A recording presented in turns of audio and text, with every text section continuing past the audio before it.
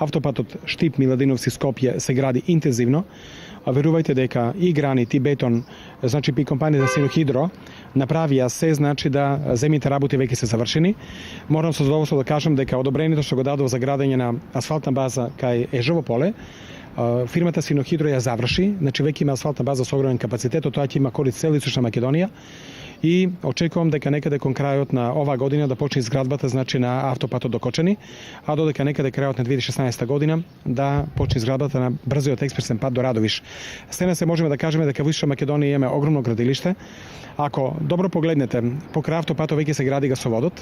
Веќе на шипска територија се работи интензивно во делот на Лакавица и тој гасовод ќе оди се до Неготино, носи бенефит за граѓаните, а граѓаните тоа ќе го почувствуваат некаде кон крајот на 2016 година, кога до Скопје ќе патуваат по навистина извореден автопат, ќе брзуваат многу брзо, некаде за половина час и мислам дека немат причина веќе да купуваат станови во Скопје, туку ќе остануваат во нашиот град и затоа и стабилната изграда во нашиот град е толку интензивна.